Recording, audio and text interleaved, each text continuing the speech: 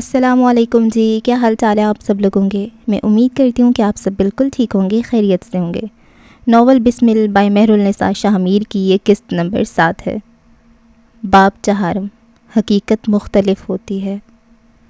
ایک وقت تھا جب تمہاری آنکھوں پہ ایک پٹی تھی، تمہاری دنیا اندھیری تھی، لیکن یہ جا چکی بینائی وقتی تھی۔ تم نے دیکھے خواب کئی، سجائے تھے ارمان کئی۔ بچپن تھا خواب سا، جوانی رہی احترام کی ماری سی۔ پھر وقت نے یوں کھیل کھیلے، یوں بخت نے تم کو ناچ نچائے۔ چھینے تم سے رشتے کئی، لوٹے جو تھے خواب سجائے۔ پھر ایک دن ہوئے تم باغی، تم نے کی جو دل نے کہی۔ بتلاؤں کیا؟ بے وقاری، بے قدری، بے حسی، بربادی سب ہی۔ عین جوانی میں تم خالی ہاتھ ہوئے، بڑھاپے کے لیے بے ساتھ ہوئے۔ لیکن یہ تھا وجدان کا وقت، تمہارا کہانی کار جھوٹا تھا، اور تم نے یہ بھید جانا، تبدیل ہوئے کھیل۔ تم نے جانا مہرا اندھا تھا، اب کھیل پھر بدلا ہے، اب کردار نئے انداز سے تم پہ وارد ہوئے۔ اب تم ہو ایک بساط پہ، اب تمہارے آگے ہیں مہرے کئی۔ ان مہروں سے تم کھیلو، ان سکوں سے پہچان بناؤ۔ رونا نہیں ہے ماضی پہ کہ عقل پہ تمہاری پردے تھے۔ ہر دور میں، وقت میں چند لمحے تھے، وہ لمحے جو نابینائی تھے۔ نہ تم تھے کم عقل، نہ تھے تم بے ذہن، سرگوشی کچھ ہے کہتی سنو۔ جو دکھتا ہے وہ ہوتا نہیں، جو اندازے ہوں وہ درست نہیں۔ آتی جاتی سانس، بہتی بھاگتی ہوا، بہتی بھرتی ندی، سب تم کو ایک پیغام سنائیں۔ اتارو آنکھوں سے پٹی اور کہو، حقیقت مختلف ہوتی ہے۔ میں نے تمہیں اس رات تمہاری منگیتر سے بات کرتے ہوئے دیکھا تھا، تم کتنے ہاربل ہو مہدی۔ ڈائننگ ہال سے نکلتے ہوئے مہدی کمبیر کا موبائل تھرتھرایا تھا، غیر شناسا نمبر، لیکن خیر یہ اس کے لیے کوئی نئی بات نہیں تھی۔ وہ موبائل کان سے لگاتے ہوئے باہر نکلتا چلا گیا۔ اس کی کسی پرانے دوست کی کال تھی، وہ غائب دماغی سے چند پل بات کرتا رہا، پھر کال کاٹ دی۔ اسی لمحے اس کی نظر لان میں ذرا فاصلے پہ کھڑی انیسہ پہ پڑی۔ لمبے بال اور ماڈلز جیسی جسامت والی لڑکی افسردہ آنکھوں سے آسمان کو تک رہی تھی۔ مہدی چند پل یوں ہی کھڑا اس کی پشت کو دیکھتا رہا۔ یہ لڑکی اس کی منگیتر تھی، بچپن سے اس کا نام اپنے نام کے ساتھ سنا تھا۔ اچھا نہیں لگا تھا تو برا بھی نہیں لگتا تھا۔ رفتہ رفتہ یہ لاتعلقی انسیت میں بدلنے لگ گئی۔ مہدی کو انیسہ کے ساتھ وقت گزارنا، باتیں کرنا پسند آنے لگا تھا۔ اس کے نام کے آخر میں اپنا نام لگانا بھی پسند تھا۔ نئے ملک، نئے شہر جا کر اس کے لیے چیزیں لانا، اس کی پسند ناپسند کا خیال رکھا، سب عادات بنتی چلی گئیں۔ گزرے برسوں کو پیچھے چھوڑ کر اگر حال کی بات کرو تو مہدی کمبیر انیسہ کے ساتھ زندگی گزارنا چاہتا تھا، لیکن انیسہ نہیں۔ اس کی بات کی اہمیت نہ ہوتی، لیکن بختیار کمبیر کے بچار بھی کچھ ایسے ہی تھے۔ انہیں انیسہ کے لیے مہدی سے زیادہ کیس پسند تھا، ہونہار، لائق اور مضبوط سہارا۔ اپنی بیٹی کو ایسا مضبوط سہارا دینے کے لیے وہ مہدی کو مفلوج کر سکتے تھے۔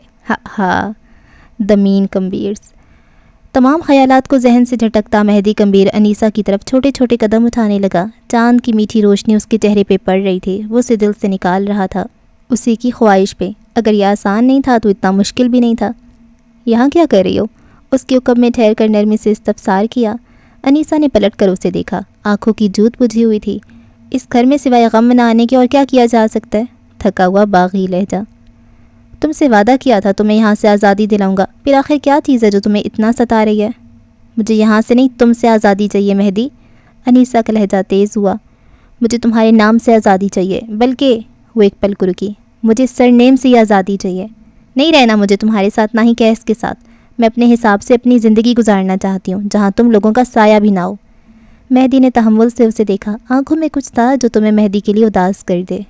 میں اپنی طرف سے پوری کوشش کروں گا انیسہ، میں تمہاری خوشی کی ضمانت نہیں دیتا، لیکن میری طرف سے تم آزاد ہو، انشاءاللہ بہت جلد۔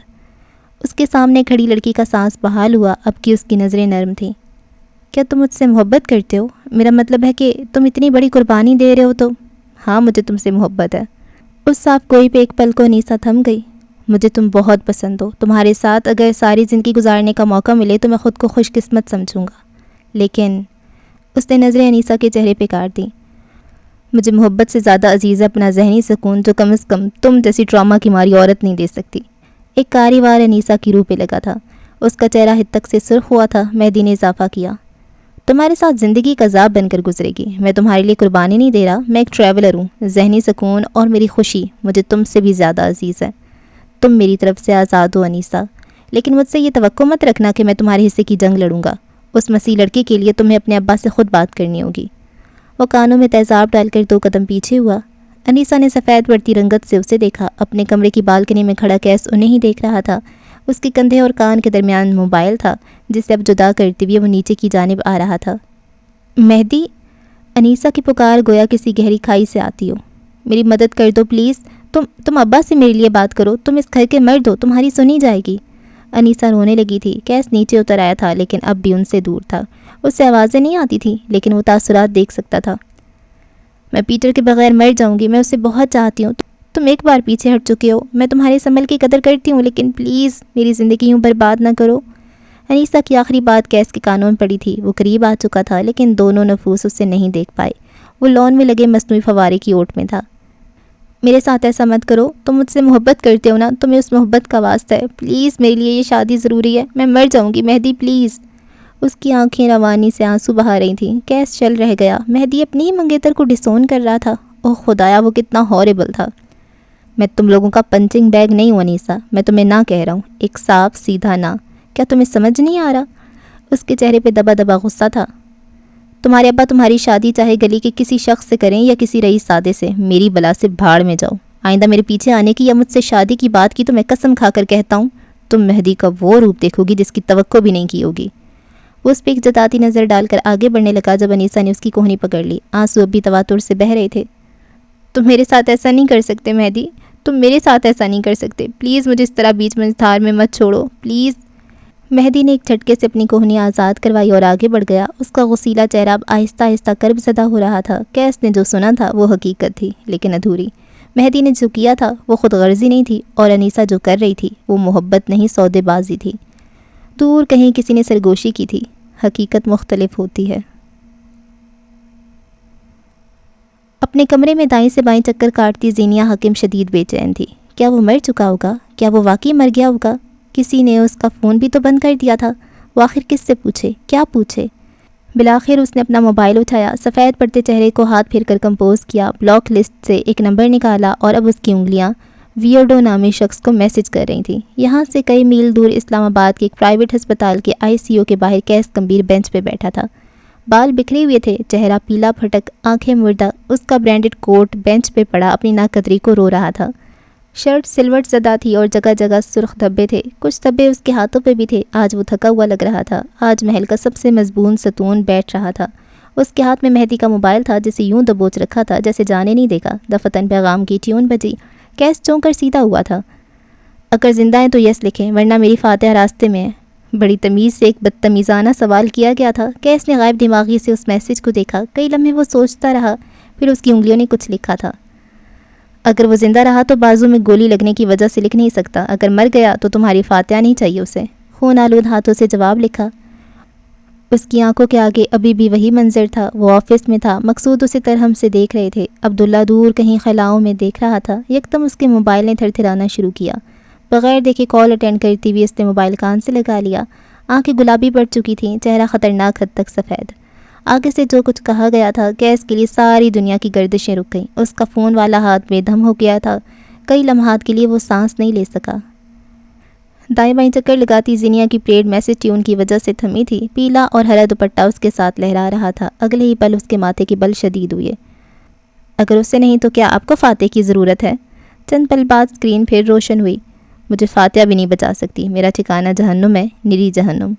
اضافہ کیا۔ زینیا نے ٹھہر کر اس میسج کو دیکھا۔ یہ مہدی نہیں تھا، یہ کون تھا؟ وہ ناسمجھی سے چند لمحے میسج دیکھتی رہی اور پھر دوبارہ ٹائپ کرنے لگی۔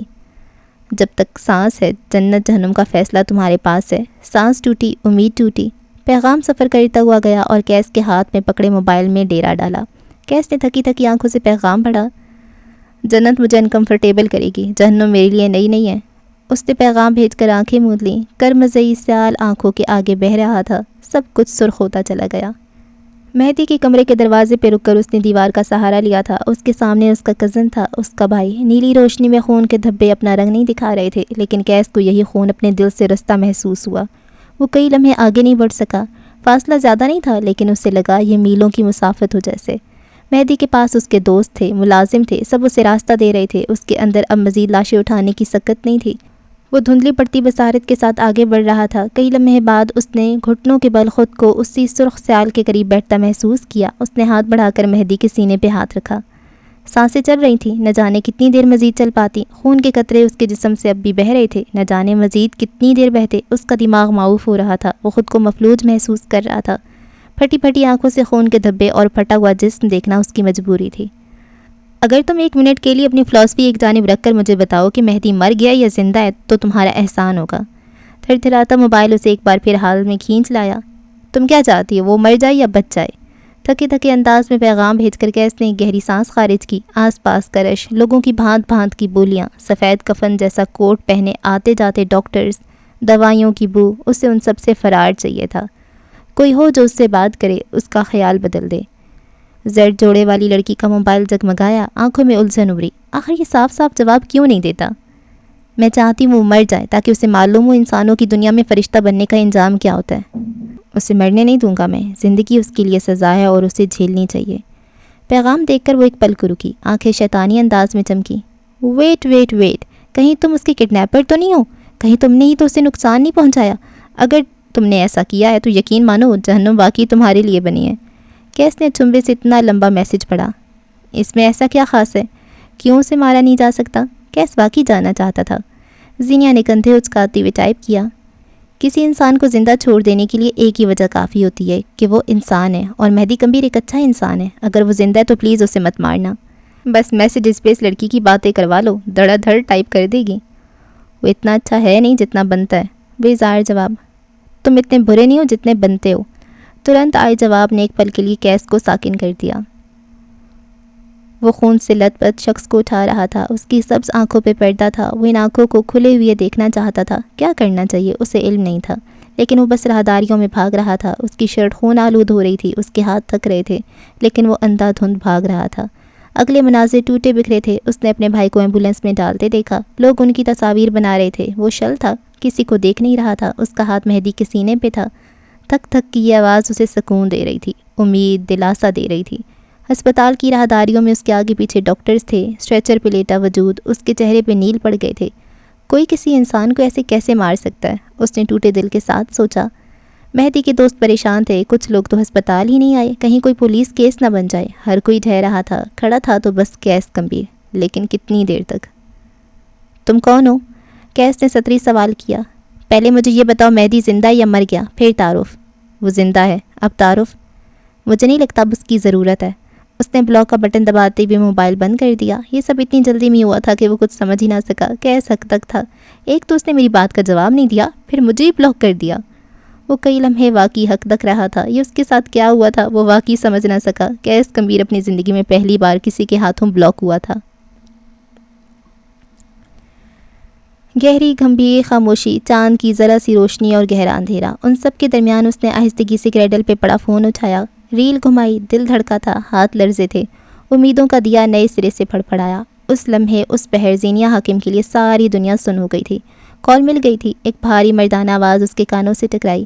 زینیا نے بے اختیار اپنے دل کے مقام پہ ہاتھ رکھا تھا۔ اس نے اس آواز کو سننے کے لیے کئی سال اپنی سماعتیں بے قرار رکھی تھیں۔ کمبیر محل میں واقع کیس کمبیر کا شاہی کمرہ اس دن بھی ویسا تھا، شاہانہ، پرتعش۔ بالکنی میں رکھے صوفے پہ بیٹھا کیس سگار کو لبوں میں دبائے ہوئے تھا، آنکھیں دور کسی غیر مرئی نقطے پہ جمی تھیں۔ یہیں اسی بالکنی میں ایک طرف چھوٹی سی شیشے کی میز پہ ایک موبائل رکھا تھا۔ یہ اس کا موبائل نہیں تھا، روزمرہ کے استعمال والا نہیں۔ اس موبائل پہ وہ انکرپٹڈ وائس استعمال کیا کرتا تھا۔ کچھ دیر قبل ہی تو اس نے اپنے منگیتر کے باپ سے بات کی تھی، وہ اسے بلا رہے تھے، لیکن جو کیس نے کیا تھا اسے برا لگا تھا۔ لیکن اسے اپنی پھپھو یاد تھیں، کس طرح وہ تانے سہا کرتی تھیں، کس طرح حاکم نواب نے اپنی بہن کا بدلہ کیس کی سب سے اچھی پھپھو آمنہ بیگم سے لیا تھا، کس طرح ان کو نکاح اور ایک بچے کے ساتھ میکے کے در پہ چھوڑا گیا تھا۔ فون کی چنگارتی آواز اسے حال میں لے آئی۔ ہاتھ بڑھا کر فون اٹھاتے ہوئے اس کے انداز میں رعونت تھی۔ ماتھے پہ بل ابتدا کیس نے کی تھی، بلوچی زبان میں ایک ترش سوال، لیکن دوسری جانب سے ایک لڑکی کی آواز سن کر وہ تھم گیا۔ اس نے کچھ کہنے کی کوشش کی، لیکن خاموش کروا دیا گیا۔ وہ مسلسل اس کا نام پکار رہی تھی، گویا یقین کر لینا چاہتی ہو۔ اتنے عرصے بعد اپنا اصل نام سن کر وہ حال میں نہیں تھا۔ عبداللہ نام کی پکار اسے ماضی میں لے جاتی تھی، کبھی حال اور کبھی مستقبل۔ آوازیں کیس کا خوف تھیں۔ وہ 155 آئی کیو کا مالک آوازیں پہچاننے کے معاملے میں دنیا کا کم عقل ترین انسان تھا۔ کئی سالوں سے تمہارا انتظار کیا ہے، ایک نسوانی آواز کیس پہ حیرتوں کا پہاڑ ٹوٹا تھا. اس کے خاندان میں یوں لڑکیاں کسی مرد کو کال نہیں کیا کرتیں. تم کیس نے کچھ کہنا چاہا جب وہ اسے ٹوک گئی. کیس کا رواں رواں کان بن گیا تھا. جب سے ہوش سنبھالا تمہارا نام اپنے نام کے ساتھ سنا. اتنی عادت ہو گئی ہے کہ اب چھوٹ نہیں رہی. اس کی آواز کتنی خوبصورت تھی. کیس نے سکون سے آنکھیں موند لیں. دوسری جانب سے اب بھی وہ کہہ رہی تھی. کئی لمحہ وہ مزید کچھ کہتی رہی. کیس ہر ایک لفظ کو حفظ کر رہا تھا. نہ محبت، نہ انسیت، نہ کسی قسم کی کشش. یہ اس کا گلٹی پلیئر ثابت ہو رہا تھا. میں بہت خوبصورت ہوں سب کہتے ہیں، لیکن سب کہتے ہیں عبداللہ مجھ سے زیادہ خوبصورت ہے. میں نے تمہارے ساتھ کھڑے ہو کر خود کو دیکھنے کا انتظار کیا ہے. میں نے انتظار کیا کہ تم خود اعتراف کرو گے کہ تمہاری عورت زیادہ خوبصورت ہے. کیا تم واقعی اتنی خوبصورت ہو؟ کیس دلکشی سے مسکرایا. آنکھیں ہنوز بند تھیں. چاند کی مدھم روشنی اس کے چہرے پہ گر رہی تھی. اس کے سوال کے جواب میں اسے درستی سے خاموش رہنے کا کہا گیا. وہ واقعی خاموش ہو بھی گیا. کیس اسے سننا چاہتا تھا. وہ اسے پتہ نہیں کیوں سننا چاہتا تھا. یہ محبت، انسیت، کشش، ایسا کچھ نہیں تھا. کئی برس بعد ایسی ہی بے سکونی، بے قراری اس نے کئی برس قبل اپنی پھپھو کی آنکھوں میں بھی دیکھی تھی. اس کے ابا جب اسے انتقام کے لیے تیار کرتے تھے، ان کی آنکھوں کی تپش اسے سب یاد تھا. میں تمہارے نام کے ساتھ یوزڈ ٹو ہو گئی ہوں. میں تمہارے علاوہ کسی اور کو سوچوں تو ایسا لگتا ہے جیسے کوئی غیر ضروری شے دائرے میں آ گئی ہو. کیس سب کے سیدھا ہو کے بیٹھا. چاند کی روشنی اس کے ماتھے پہ پڑ رہی تھی. کئی پل گوادر کو نم ہوائیں اپنا پیغام اسلام آباد نہ لا سکیں تو اسلام آباد کا سکون منتشر ہونے لگا. آ جاؤ عبداللہ. کئی پل بعد بے حد آزردگی سے کہا گیا. عبداللہ کئی پل کے لیے کچھ کہہ ہی نہ سکا. تمہاری آواز بہت خوبصورت ہے، وہ مزے سے بولا، گویا اس کی تکلیف سے ہز اٹھا رہا ہو. تم کون ہو؟ کیس نے اضافہ کیا. وہی جسے تم اپنے نام پہ بٹھا کر گئے ہو، اور وہی جس نے تمہارے نام کے ساتھ وفاداری کی ہے. وہ کس اعتماد سے بولتی تھی. وہ کس طرح جواب دے کر لاجواب کرتی تھی. میں نے سنا تھا خاندان کی لڑکیاں بہت حیا والی ہوتی ہیں، بلا ضرورت مردوں سے بات نہیں کرتی. طنز کے تیر چلانے میں وہ ماہر تھا. میں نے سنا تھا خاندان کے مرد بہت غیرت والے ہوتے ہیں، اپنے نام سے جڑی لڑکی کا نام کسی اور کے ساتھ نہیں سن سکتے. کہا سنا سچ کہاں ہوتا ہے عبداللہ. وہ کس حق سے یہ نام لے رہی تھی، اور کتنے عرصے بعد یوں اپنا نام سننا اچھا لگا تھا. کاش وہ اس پکار کو اپنی سماعتوں میں محفوظ کر پاتا. کیا تم نے واقعی میرا انتظار کیا؟ وہ نہ جانے کیا سننا چاہتا تھا. نہیں، یک لفظی جواب پہ وہ تھم گیا. میں نے کبھی تمہارا انتظار نہیں کیا. میں نے تمہارے آنے کا یقین رکھا ہے. تمہیں آنا چاہیے عبداللہ. وہ جتا رہی تھی. اپنی بالکنی میں کرسی سے ٹیک لگائے بیٹھے کیس کی آنکھیں یکدم چمکی تھیں. میں کیوں آؤں؟ کیا تمہیں مجھ سے محبت ہے؟ مجھے تم سے ضد ہے. اگر تم کہتی تمہیں مجھ سے محبت ہے تو مجھے زیادہ مزہ آتا. انتقام نے اس کے لہجے میں سر اٹھایا تھا. اگلے کئی لمحے اس کی طرف سے خاموشی رہی. کیس بھی خاموشی سے اس کے بولنے کا منتظر رہا. آ جاؤ عبداللہ. اس نے گویا اپنی انا پہ پیر رکھ کر کہا تھا. الفاظ نہیں تھے، ماضی کا فلیش بیک تھے. آگ، لاشیں، خون، نارنجی بھڑکتے شعلے، ان سب کے درمیان کیس کا دماغ کوئی یادداشت نہیں بنا سکا. سب گڈ مڈ ہونے لگا. آوازیں کیس کا خوف تھیں، آوازیں اس کا برا ماضی تھیں. اگلے کئی لمحے کیس نے اسے بہت کچھ کہا. شاید انکار، شاید انتقام. وہ ماضی کے زیر اثر بہت کچھ کہہ گیا. یادداشت کا حصہ البتہ کچھ نہیں بن سکا. اب اگلے کئی لمحے اسے سسکیوں کی گھٹی گھٹی آوازیں سنائی دیتی رہیں. خدا کی قسم عبداللہ، میں تمہیں مر کر بھی کبھی معاف نہیں کروں گی. تم اتنی مضبوط نہیں ہو جتنی بنتی ہو. وہ لچ کر صفاق تبصرہ کر گیا. پچھلے چند لمحوں میں اس نے کیا کہا تھا اسے یاد نہیں تھا. وہ ایک فوبک انسان تھا. میں ذرا بھی مضبوط نہیں ہوں، میں ڈھیٹ ہوں عبداللہ. یہ نام، کاش وہ لڑکی یہ نام لینا چھوڑ دے. یہ نام کیس کو ماضی اور حال کے درمیان ایک پھندے پہ لٹکا دیتا تھا. اور پھر اگلے کئی لمحے اس کے ذہن میں کوئی آواز پروسیس نہیں ہوتی تھی. کوئی یادداشت اس کے ذہن کا حصہ نہیں بنتی تھی. تھیراپی، علاج، سیشن، کچھ بھی اسے ان آوازوں کے خوف سے نہیں نکال سکا تھا. میں اب مر کر بھی تمہارا انتظار نہیں کروں گی. اب اگر آؤ گے تب بھی میں تمہارے لیے نہیں ہوں گی عبداللہ. تمہاری آواز بہت خوبصورت ہے. وہ کسی طرح اس عبداللہ نام کی گردان کو ختم کروانا چاہتا تھا تاکہ اپنی منگیتر سے ہوئی پہلی بات کو اپنے ذہن کے پردوں میں محفوظ کر سکے، لیکن بے سود. کال کٹ چکی تھی. وہ بے اختیار پریشان ہو بیٹھا. بے بسی بھرا غصہ اس کے دماغ پہ حاوی ہونے لگا. اگلے کئی لمحے کیس سر کو ہاتھوں میں دیے بیٹھا رہا. کیوں؟ آخر کیوں اس کا ماضی ایسا تھا؟ کیوں اس نے حال اور ماضی کی گرداب میں پھنس کر ایک حسین یاد گنوا دی؟ عقل ہر ایک کے لیے نعمت نہیں ہوتی. ہسپتال کی ٹھنڈی راہداریوں میں سکوت تھا. موت سے پہلے والا سکوت. موت کے منہ سے بچ کر آنے جیسا سکوت، یا پھر قبر کی پہلی رات جیسا سکوت. مہدی کی سرجری کو کئی گھنٹے بیت چکے تھے. شام سے صبح ہونے کو تھی. مہدی کمبیر کا ٹریٹمنٹ کامیاب ہو چکا تھا. اسے ICU سے روم میں شفٹ کیا جا چکا تھا. ہسپتال والے لباس میں اس کا سانولا چہرہ زرد لگ رہا تھا، خون کافی مقدار میں بہہ چکا تھا۔ اس کے خاندان والے اس کے لیے پریشان تھے۔ انیسہ اس کے پیروں کے قریب بیڈ پہ بیٹھی تھی، روئی روئی سی آنکھوں میں اپنے کزن کے لیے فکر تھی۔ اس محل میں وہی تو ایک تھا جو اس لڑکی کو انسان بھی سمجھتا تھا۔ ہاں ان کے کچھ اختلافات تھے، لیکن پھر بھی وہ اسے بہترین انداز میں سمجھتا تھا۔ اسی پل دروازہ کھلا اور کیس گمبھیر اندر داخل ہوتا دکھائی دیا۔ کچھ دیر قبل کی زرد رنگت اب بدل چکی تھی، تھکن کا نام و نشان تک نہیں تھا۔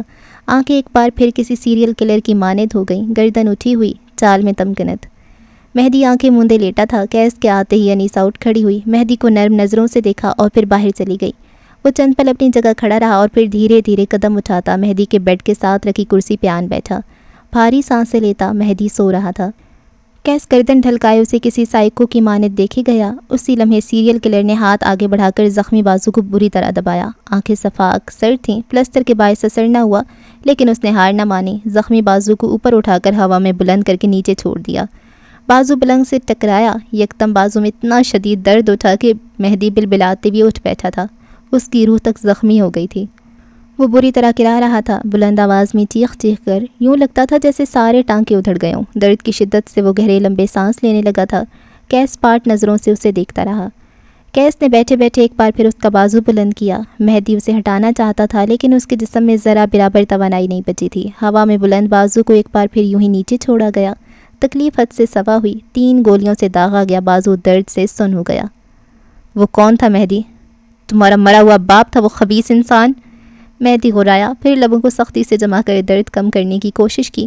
چند موٹے موٹے پانی کے قطرے بلا اجازت چہرے پہ پھسل گئے۔ درد پہ کسی کا اختیار تھوڑی ہوتا ہے۔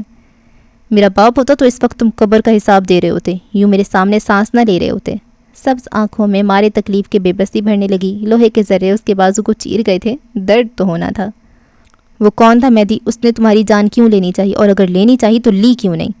وہ اب تک اپنی بات پہ اٹکا تھا۔ مہدی نے ضبط سے اسے دیکھا۔ میں نہیں جانتا وہ کون ہے، میں بس اتنا جانتا ہوں کہ میں مرنا نہیں چاہتا۔ اس نے ایک ایک لفظ پہ زور دیا۔ میں مرنا نہیں چاہتا کیس۔ وہ کیس کی آنکھوں میں دیکھتے ہوئے کچھ جتا رہا تھا۔ کیس نے پہلو بدلا۔ کیا کوئی دشمنی، بغض، اناد؟ ایک اور سوال۔ تمہارے علاوہ یہ تعلق کسی سے بنا ہی نہیں؟ اس نے اپنا ہی مذاق اڑایا۔ کیس اپنی جگہ سے اٹھا، قریب آ کر اس کے تکیے برابر کیے۔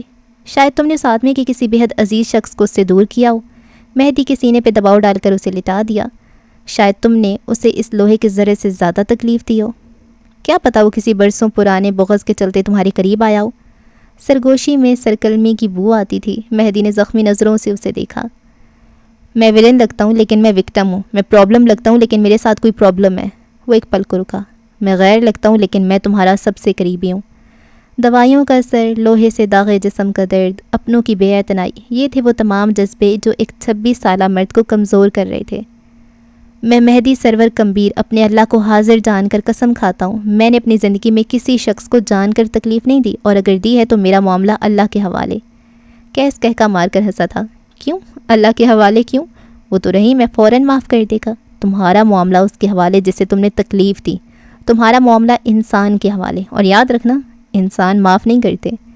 مہدی غنودگی میں جاتی ہوئی بھاری ہوتی پلکوں کو بامشکل کھولے ہوئے اسے دیکھ رہا تھا۔ اس کی پلکوں پہ نمی ٹھہری تھی۔ اس کی سبز آنکھوں کے سامنے کسی عورت کی سبز آنکھیں ابھر رہی تھیں، اس کی ماں، اس کی خوبصورت ماں۔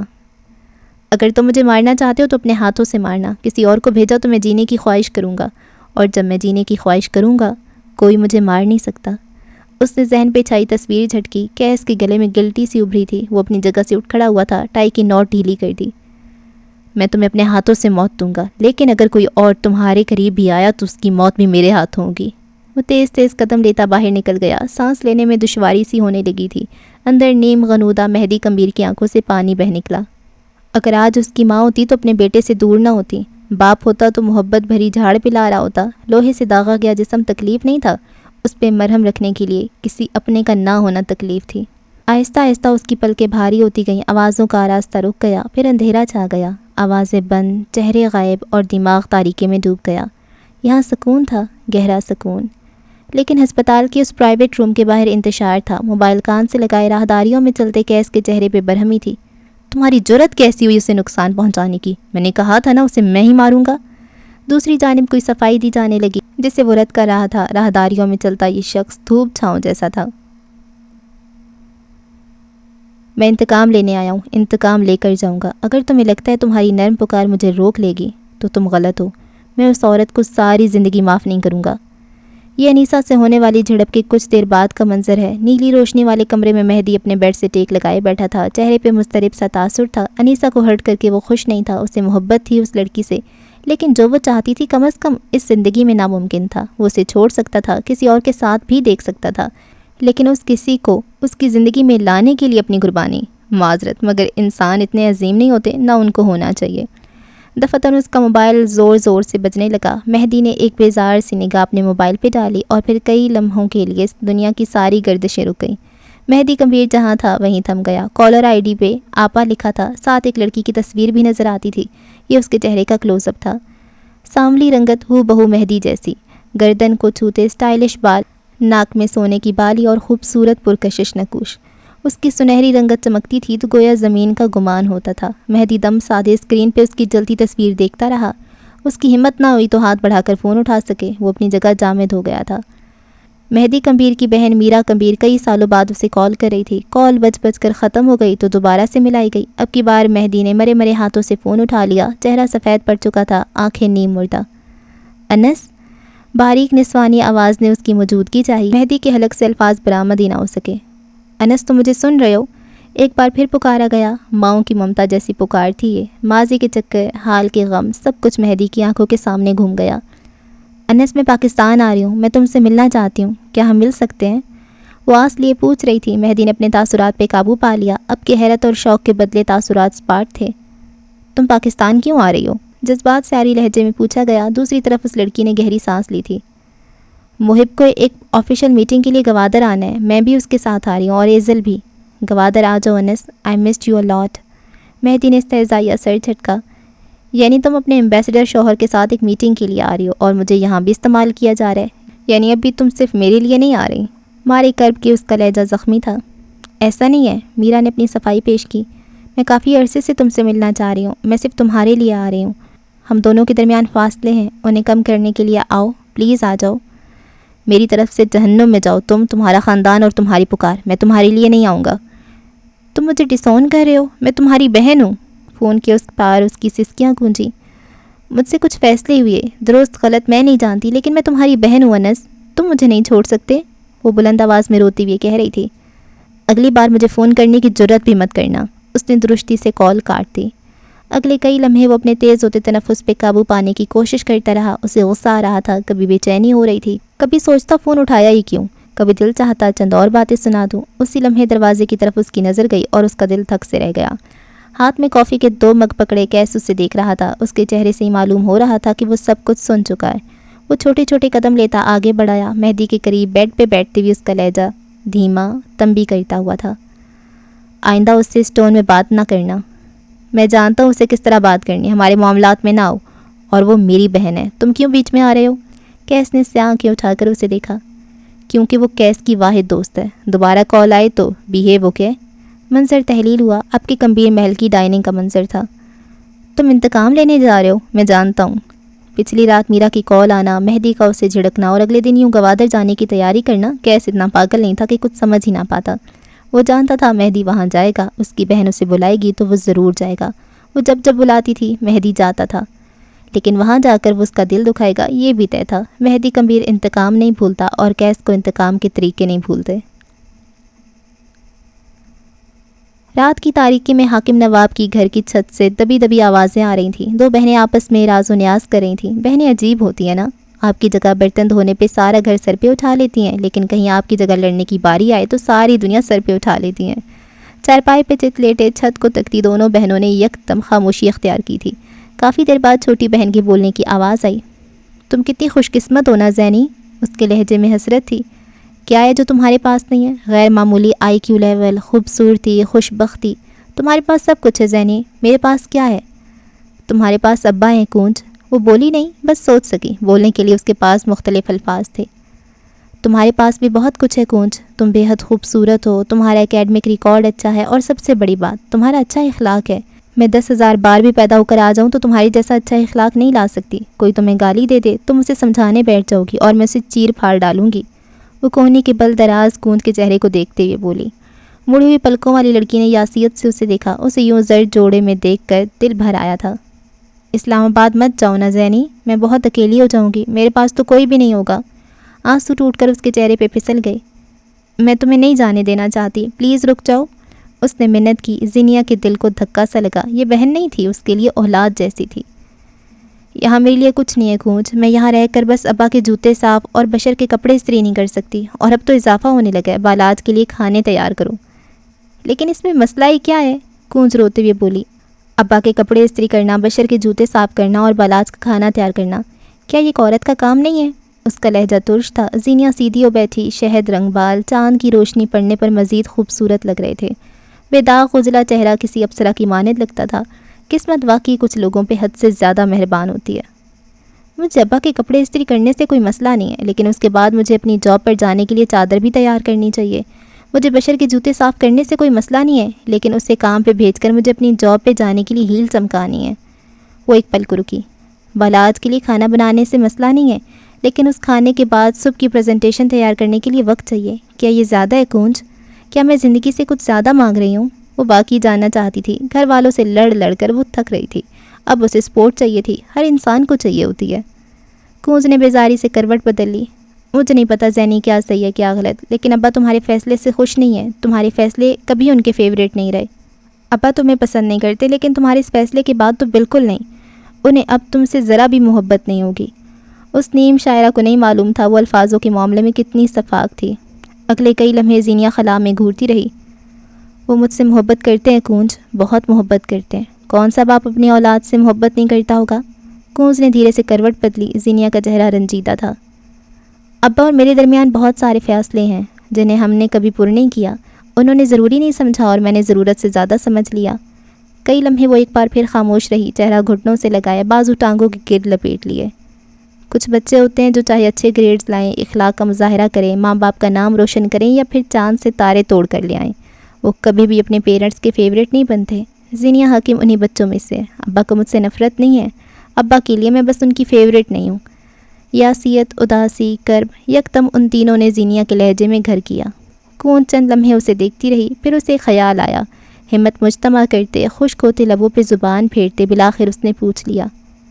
میں نے اس رات تمہیں عبداللہ سے بات کرتے ہوئے سنا تھا. اس نے کیا کہا زینی؟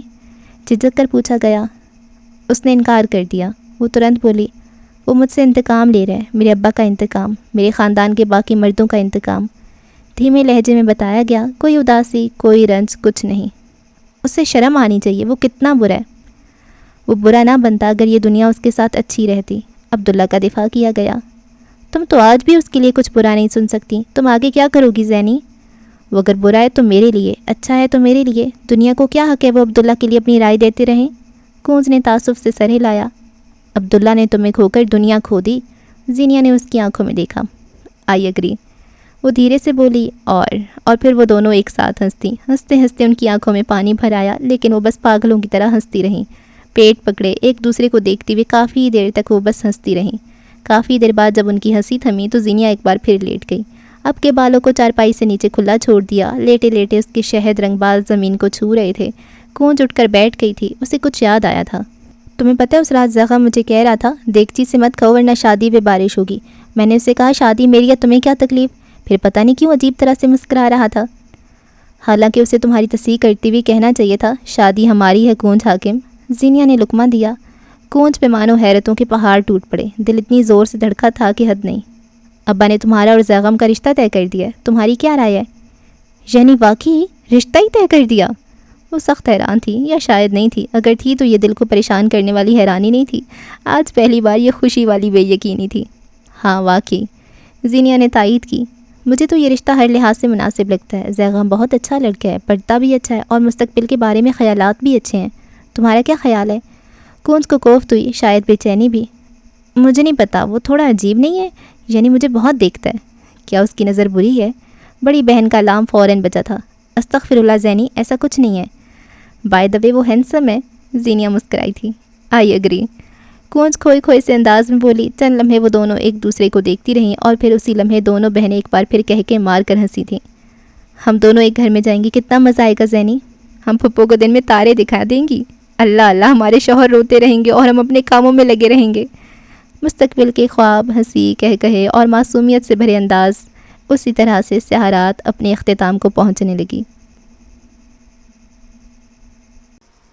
اگلی صبح کیسم کے نیلے شیشے بارش کی بوندوں سے مزین تھے۔ چھوٹے چھوٹے قطرے شیشے کی عمارت کے سر کی اونچائی سے پھسل کر پستی کی طرف جا رہے تھے۔ قریب آ کر دیکھو تو بارش کے یہ موٹے موٹے قطرے عمارت کی شیشوں پہ ایک آرٹ کی مانند دکھتے تھے، ایک خوبصورت اور لاجواب آرٹ۔ کیس کمبیر اپنے آفس میں تھا۔ جی بالکل، اپنے کزن کو 3 گولیاں لگنے کے بعد بھی وہ آفس میں تھا۔ کیس کا کام اس کا جنون تھا۔ اپنی میز پہ ڈھیر سارے پنے بکھیرے، شرٹ کے بازو فولڈ کیے وہ کام میں منہمک تھا۔ ایک نیا ڈیزائن، ایک نیا شاہکار، کہیں ہو ہی نہ جائے تیار۔ آرٹ بلاک اسی پہر آفس کا دروازہ کھلا، دھیمی اور مرجھائی چال چلتا ایک شخص اندر داخل ہوا۔ سرمئی سیاہ دھاری دار سوٹ کے نیچے سیاہ گول گلے والی شرٹ چھلک رہی تھی۔ چہرے پہ ڈھیر شرمندگی پھیلی تھی اور چال کی مسروریت کہیں دور جا سوئی تھی۔ کیس نے سر نہیں اٹھایا، اسے آنے دینا چاہتا تھا۔ وہ اندر آیا، چند لمحے یوں ہی بے مقصد کھڑا رہا، پھر اس کی آواز بلند ہوئی۔ میرے چچا کے ایک دوست نے ان کا کروڑوں کا کاروبار ضبط کر لیا۔ آدھا عرب کہانی سناتے ہوئے گلاس وال کے قریب جا کھڑا ہوا۔ چچا نے اپنے دوست کی بہت منت سماجت کی، غصہ دکھایا، پیار سے سمجھایا، لیکن وہ ڈھیٹ آدمی نہیں سمجھا۔ کیس گردن جھکائے کام کرتا رہا، یا پھر کام کرنے کی کوشش۔ چچا تہی دامن رہ گئے اور کئی سال معاشی تنگ دستی میں گزار دیے۔ اس نے سانس لینے کا وقفہ لیا، ڈرامہ باز نہ ہو تو۔ کئی ماہ و سال بعد وہ آدمی واپس لوٹ آیا اور میرے چچا کے پیروں میں گر کر معافی مانگی۔ چچا نے اس پرانی دوستی کے صدقے معاف کر دیا۔ اس نے معافی پہ زور دیا۔ چچا کہتے تھے دوست چاہے آپ کا سر قلم کر دے، لیکن جب وہ معافی مانگنے آئے تو معاف کر دو۔ آدھا عرب جتا رہا تھا۔ کیس نے ابھی سر نہیں اٹھایا، البتہ رنگین پینسل اٹھا کر ڈیزائن میں رنگ بھرنا شروع کر دیے۔ ایک ادھورے بیکار ڈیزائن، منہمک، بے پرواہ، غیر مروت۔ براق اگلے کئی لمحے اسے دیکھتا رہا۔ وہ مشین نما آدمی کچھ نہیں بولا تو اس نے گلا کھنکارا اور ایک اور کہانی شروع کر دی۔ میرے ماموں کے ایک دوست تھے، بہت قریبی، عزیز من، حبیبی ٹائپ۔ ماموں اور ان کے دوست کی ایک دن کسی سیاسی مسئلے پہ بحث ہو گئی۔ پھر پتہ ہے کیا ہوا؟ ایک لمبا ڈرامائی وقفہ۔ ماموں کے دوست نے ایک لمبا تیز دھار چاقو ان کی کمر میں گھسا دیا۔ بس پھر کیا تھا، ماموں بیچارے کے دونوں گردے فیل ہو گئے۔ براق نے اپنے لہجے میں ساری دنیا کا دکھ سمو لیا، لیکن مجال ہے جو کیس نے نظر اٹھا کے اسے دیکھا ہو۔ 1 منٹ کے صدمے کے بعد براق ایک بار پھر بولنا شروع ہوا۔ کئی سال ماموں نے آدھی ادھوری زندگی گزاری، نہ شادی کی نہ بچے کیے، بس ایک لاش کی مانند جیتے رہے۔ لیکن پھر ایک دن جانتے ہو کیا ہوا؟ ڈرامائی تاثرات ایک بار پھر۔ کڑکتی بجلی، برستی بارش، جان جوکھم میں ڈالتا طوفان، اور ان سب کے بیچ ماموں کا وہ دوست آ گیا۔ ماموں سے اپنے کیے کی معافی مانگی، اور جانتے ہو ماموں نے کیا کیا؟ یوں لگتا تھا وہ بتانے کے لیے بے چین تھا۔ ماموں نے اسے معاف کر دیا۔ براق حنیف نے ایک ایک لفظ پہ زور دیا تھا۔ اب کہ کیس نے سے آنکھیں اٹھا کر اسے دیکھا۔ تمہارے ابا نے کبھی تمہیں اور تمہاری ماں کو اپنے خاندان سے ملوایا ہی نہیں، پھر یہ چچا کہاں سے آ گیا؟ تمہاری ماں اپنی ماں باپ کی اکلوتی بیٹی تھی، پھر یہ ماموں کہاں سے آ گیا؟ جس حساب سے تم جھوٹی کہانیاں گھڑتے ہو، شیطان نے اپنے سر کی داستار اتار کر تمہارے سر پہ باندھ دینی ہے۔ وہ ایک پل کو رکا، خبیث انسان۔ سر جھٹک کر اضافہ کیا، ہاتھ میں پکڑے تمام سامان میز پہ رکھ کر پاور چیئر سے ٹیک لگاتی ہوئی کیس نے اسے تفصیل سے دیکھا۔ اب اپنے آنے کا مقصد بتاؤ، حرف بحرف سچ۔ چند دن قبل جو کچھ ہوا، میں تہ دل سے اس عمل پہ شرمندہ ہوں، وہ کہتا ہوا آگے آیا۔ میں اپنے اس عمل کی وجہ سے کئی روز سے شب خوابی کا شکار ہوں۔ یہ گاڑی اردو۔ تم میرے بہترین دوست ہو۔ کرسی کھینچ کے سامنے آ کر بیٹھا۔ کیا میں تم سے معافی کی درخواست کر سکتا ہوں؟ تم درخواست کر سکتے ہو، لیکن یہ میرے اختیار میں ہے کہ میں تمہیں معاف کروں یا سزا دوں۔ سلطان نے گردن کڑا لی۔ میرا یقین کرو لوسیفر، 100 خنزیر مرے ہوں گے جب میں پیدا ہوا تھا۔ میں آئی اگری۔ کیس نے اس کی بات کاٹی۔ بلکہ 100 خنزیر نے خودکشی کی ہوگی کہ اب تو ہمارا سربراہ چارج سنبھالنے آ گیا۔ براق نے 1000 موٹی موٹی گالیوں کو زبان پہ آنے سے روکا، چہرے پہ معصومیت طاری کر لی۔ مجھے معاف کر دو حبیبی، آئندہ میں ایسی غلطی کبھی نہیں کروں گا۔ میں تمہارا دوست ہوں یار، آخر میں اس نے دہائی دی تھی۔ کیس سیدھا ہو بیٹھا، دونوں ہاتھ میز پہ رکھ کر وہ آگے کو ہوا۔ سنجیدہ محظوظ نظریں اس کے چہرے پہ گاڑ دیں۔ اس گھٹیا سے بھی نچلے درجے کی حرکت کی وجہ کیا تھی، وہ جاننا چاہتا تھا۔ براق کے چہرے پہ تقریباً رندا ہوا تاثر آیا۔ پاگل ہو گیا تھا میں، مجھے لگا تمہیں مسائل میں دھکیل دوں گا تو تم مجھے پکارو گے، اور پھر میں شان سے آؤں گا، تمہاری مدد کروں گا اور اپنی ہی نظر میں عظیم بن جاؤں گا میں۔ لیکن مجھے ایسا کیوں لگتا ہے کہ تم کسی ذاتی اناد کی وجہ سے یہ سب کر رہے تھے؟ براق کی رنگت لمحے کے 1000ویں حصے میں سفید پڑی تھی۔ پتہ نہیں کیوں براق، لیکن مجھے لگتا ہے میری طرف تمہارا کوئی انتقام باقی ہے، تمہاری وائبس میں بے سکونی ہے۔ کہہ تو میں زیادہ سوچ رہا ہوں۔ مردہ ہوتی آنکھوں اور سفید چہرے کے ساتھ براق نے نفی میں سر ہلایا تھا۔ میں تم سے کسی قسم کا انتقام نہیں لینا چاہتا یار، یہ دوستی کا چام ہوتا ہے، ایک دوسرے کو تنگ کرنا، زج کرنا اور برباد کرنا دوستی نہیں ہوتی براق۔ کیس نے ایک بار پھر اسے ٹوکا۔ براق اپنی جگہ سے اٹھ کھڑا ہوا۔ دیکھو کیس، اب یہ زیادہ ہو رہا ہے، تم اپنے ابلیسی دماغ سے کچھ زیادہ سوچ رہے ہو، لگتا ہے تمہاری منگیتر کا عشق سر چڑھ کر بول رہا ہے۔ اپنی بکواس بند کرو اور آئندہ میری منگیتر کا ذکر یوں نہ کرنا، سختی سے تنبیہ کی گئی۔ اسی لمحے براق حنیف کی شیطانی آنکھوں میں شیطان سے بھی زیادہ گہری چمک در آئی۔ خود کو معاف کروانے کا اس سے بہتر طریقہ اس کے پاس نہیں آ سکتا تھا۔ تمہیں اپنی منگیتر کی قسم ہے، مجھے معاف کر دو، اللہ تم دونوں کو ساتھ خوش رکھے، تم دونوں ساری دنیا کا سفر ایک ساتھ کرو۔ تم معاف کیا۔ سنجیدہ ٹھہری ہوئی آواز پہ براق کا دل بلیوں اچھلا تھا۔ اس کا جی چاہتا کہ اس کا ماتھا چوم لے، نہیں یہ آؤٹ آف کیریکٹر ہو جائے گا۔ ارادہ ملتوی کرتے ہوئے اس نے پرجوش قدم باہر کی جانب بڑھائے۔ دروازے سے آدھا باہر اور آدھا اندر رک کر اس نے کیس کو پکارا، اللہ تم دونوں کو ایک دوسرے کے لیے نیک کرے۔ چند لمحے دروازے پہ رک کر دعا کے رپلائی کی امید کرتا رہا، چند پل بعد مایوس ہو کر پلٹ گیا۔ آمین۔ اس کے جانے کے بعد کیس کے لب دھیرے سے پھڑ پھڑائے، سر جھٹک کر وہ دوبارہ کام پہ لگ گیا۔ اب کی بار وہ خوش تھا، نہ جانے کیوں۔ میں اسے اپنی آنکھوں کے سامنے برباد ہوتے دیکھنا چاہتا ہوں، میں چاہتا ہوں وہ پل پل روئے، میں اسے روتے ہوئے دیکھنا چاہتا ہوں، میں اس کے سارے خاندان کو رلاؤں گا، میں کسی ایک کو بھی نہیں چھوڑوں گا۔ وہ چیخ چیخ کر کہتا زمین پہ بیٹھ گیا تھا۔ جلی ہوئی ہتھیلی میں ایسی جلن تھی کہ الامان۔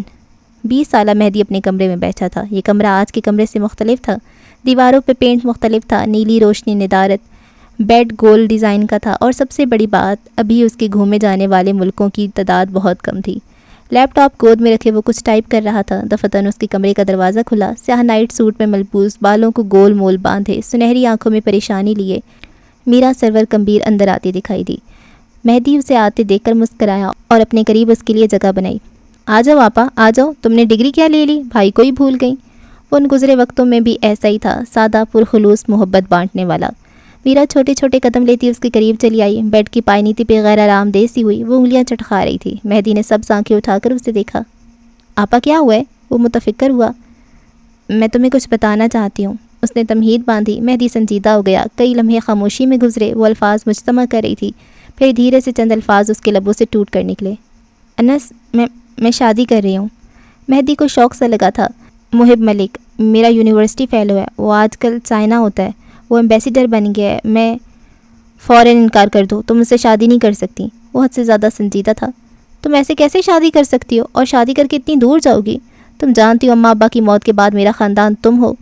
مہدی کو گویا اس کی بات سمجھنے میں دقت ہوئی۔ میرا نے بے چینی سے اسے دیکھا۔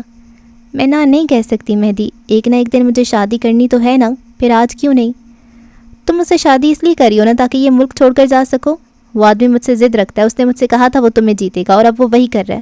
تمہیں چناؤ کرنا ہوگا، میں یا محب۔ دماغ خراب ہو گیا تمہارا؟ آخر میں وہ بڑبڑایا۔ میرا چند لمحے اسے دیکھتی رہی۔ اسے کیس یاد آیا تھا، اسے اپنے معذور چچا یاد آئے، اسے اس گھر کا ہر بسمل نظر آیا، اور پھر مہدی نے اسے کھڑے ہوتے دیکھا۔ میں اس گھر میں ایک بسمل بن کر نہیں رہ سکتی، جلد یا بد دیر مجھے فیصلہ لینا ہی تھا۔ میں یہاں سے جا رہی ہوں مہدی۔ وہ تو سینس کہتی تھی نا، تم مجھے چھوڑ رہی ہو؟ اس کا لہجہ زخمی ہوا تھا۔ میں خود کو چن رہی ہوں۔ تم نے اسے کسی قابل نہیں چھوڑا مہدی، وہ تمہیں اس نام سے بلاتی رہی جو تمہارا فیوریٹ ہے، لیکن تم نے اس کی ایک نہ سنی۔ وہ ایک فون کال اس لڑکی کو جیتے جی مار گئی ہے۔ بیجنگ، چائنا کا دارالحکومت کے ایک آرام دہ اور شاہانہ فلیٹ کی لاؤنج میں اس وقت میرا کمبیر ڈبل سیٹر صوفے پہ بیٹھی تھی۔ آنکھیں سرخ تھیں، چہرہ گیلا، متواتر بہتے آنسوؤں نے اس کا گلا بھاری کر رکھا تھا۔ گزرے وقتوں نے اس کے خوبصورت چہرے کو بے کشش کر رکھا تھا۔ محب کے ساتھ گزرے 6 سالوں میں اس نے ایک دن بھی محبت یا آرام کا نہیں دیکھا تھا۔ وہ واقعی اس سے ضد کر کے لایا تھا، یوں نہیں تھا کہ وہ اسے وقت نہیں دیتا تھا، محبت نہیں دیتا تھا۔ بات یہ تھی کہ اس کا شوہر اس کے میکے سے مقابلے بازی نہیں چھوڑتا تھا، اسے آئے دن پرستش چاہیے ہوتی تھی۔ وہ مردوں کی اس قسم میں سے تھا جن کو اپنے سسرال سے عظیم بننے کا جنون سوار ہوتا ہے، اور یقین جانے یہ مردوں کی بدترین قسم ہوتی ہے۔ میرا نے 6 سال اپنے خاندان کو یاد کیا تھا، اس نے 6 سال اپنے واحد دوست کو یاد کیا تھا۔ ان 6 سالوں میں وہ 6 لاکھ مرتبہ تڑپی تھی، پچھتائی تھی، لیکن واپسی کی تمام راہیں مستور تھیں۔ بسمل وہ آج بھی تھی، بس اسلام آباد کے محل سے بیجنگ کا فلیٹ بدلا تھا۔ پچھتاوے، تکلیف، رنج اور خاندان کی یادیں، ان تمام جذبات میں گھرے آنسو بہاتے ہوئے آج ایک بار پھر ایک بسمل کی رات جا کر گزر جانی تھی۔ میں اسے ٹوٹتے ہوئے دیکھنا چاہتا ہوں، میں چاہتا ہوں وہ برباد ہو جائے۔ ماضی میں کمرہ بدل چکا تھا، یہ میرا سرور کا کمرہ تھا۔ وہ پلنگ سے پیر نیچے لٹکائے بیٹھی تھی، لباس شکن آلود، بال بکھرے ہوئے، چہرہ زرد۔ نظر گھما کر دیکھو اور مہدی گھٹنوں کے بل اس کے پیروں کے قریب بیٹھا دکھائی دے گا۔ ایک بھائی اپنی بہن کا بھلا چاہتا تھا۔ دیکھو آپا پلیز یہ شادی مت کرو، وہ آدمی مجھ سے انتقام لے رہا ہے، وہ سرخ گیلی آنکھیں لیے ملتجی انداز میں کہہ رہا تھا۔ جب اس نے تمہیں پہلی بار پرپوز کیا تھا تب یاد ہے تم نے اسے میری وجہ سے منع کر دیا تھا، اور جب تم دونوں کی پہلی لڑائی ہوئی تھی اس کی وجہ بھی میں تھا۔ وہ مجھ سے مقابلہ کرتا ہے، تم اس کی انا کا مسئلہ ہو، محبت نہیں۔ میرا نے دھیرے دھیرے سے اپنے ہاتھ چھڑائے، سنجیدہ نظریں مہدی کی گیلی آنکھوں پہ گاڑ دیں۔ مہدی کمبیر، اس کی آواز سرگوشی جیسی تھی۔ میں نے تمہیں پالا ہے، تمہاری ماں بن کر، میرے باپ بننے کی کوشش مت کرو۔ صفا کی اس خاندان پہ ختم ہوتی تھی۔ میں یہاں سے جاؤں گی، اس خاندان سے، اس نحوست سے دور، یہاں کی تکالیف سے بہت دور، کیونکہ میں میرا سرور، مجھ پہ سب سے زیادہ حق میرا ہے۔ وہ تمہیں ہرٹ کرے گا، زکام زدہ تنبیہ، وہ تم سے مقابلے کرے گا، وہ ایک اچھا مرد نہیں ہے، اپنے ساتھ ظلم مت کرو، اپنے فیصلے پہ نظر ثانی کرو۔ نظر ثانی مشوروں پہ کی جاتی ہے، فیصلے اٹل ہوتے ہیں، ان میں پیچھے مڑ کر دیکھنا جائز نہیں ہوتا۔ میں تم اس طرح دلدل میں گرتے ہوئے نہیں دیکھ سکتا، تم میرے ہوتے ہوئے یہ قدم نہیں اٹھا سکتی۔ کس نے کہا ہم ساتھ ہیں مہدی؟ لو میں نے تمہیں چھوڑا۔ لہجہ نہیں چابک تھا، بات نہیں، سانس کی ڈور تھی جو کٹ گئی۔ چند لمحے مہدی یوں ہی اس کے قدموں کے قریب بیٹھا رہا، کئی سانسیں بے یقینے میں لی گئیں، کئی لمحے سوگواری میں گزرے، فضاؤں میں ٹوٹے دل کا کرب رچ بس گیا۔ آج حال میں تم مجھے ڈسون کر رہی ہو، کبھی مستقبل میں تمہیں ڈسون کر دوں گا، تو مجھے یقین ہے کوئی گلہ باقی نہیں ہوگا۔ ہاں آ گیا تھا وہ اپنے دمین کمبیرز والے عمل پہ۔ ماضی 6 سال بعد ایک فون کال کی صورت سامنے آتا ہے، اور جو ہوا کیا مجھے تمہیں بتانے کی ضرورت ہے؟ حالانکہ تم ایسا نہیں چاہتے، تم اس رات بھی اسے روتے ہوئے سن کر خوش نہیں تھے۔ کیس کی بات پہ اس نے دھیرے سے آنکھیں بند کر لیں۔ آ جاؤ انس، پلیز ایک بار مجھ سے ملنے آ جاؤ، اپنی بھانجی سے ملنے آ جاؤ، اسے تم سے بہت محبت ہے، مجھے تم سے بہت محبت ہے، پلیز انس آ جاؤ۔ وہ رو رہی تھی، ہچکیاں لے لے کر، ماضی کے غم، حال کا سوگ اس کا دل چیر رہے تھے۔ تم کیوں نہیں آتی؟ گوادر آ رہی ہو نا، اپنے شوہر کو چھوڑ کر اسلام آباد آؤ۔ تم نے چھوڑا تھا تو تم پہل کرو، میں تمہارے لیے نہیں آؤں گا۔ میں نہیں آ سکتی انس، میں نہیں آ سکتی، میں تم سے کوئی انا، کوئی ضد نہیں، لیکن تمہارے شوہر کو ضد ہے۔ مہدی نے اس کا جملہ مکمل کیا۔ وہ چاہتا ہے میں وہاں آؤں تاکہ اس کی انا کو تسکین ملے، اور اگر تم اسلام آباد آئیں تو وہ تمہارے تانوں میں مزید اضافہ کر دے گا۔ وہ مقابلے کرنے والا مرد ہے، میں نے تمہیں وارن کیا تھا میرا محب ملک۔ آپ کے گھر کی عورتیں جب غلطی کر گزریں تو مشورے نہیں حل دیتے انس۔ لڑکیاں اگر غلطی کریں تو بعد میں یہ گٹس رکھیں کہ ان کو اون بھی کر سکیں، اپنے گھر کے مردوں سے یہ امید نہ رکھیں کہ وہ ہمیشہ کندھے دے کر ان کو کھڑا کریں گے۔ وہ سنجیدہ تھا۔ مردوں کا دل بڑا ہوتا ہے انس۔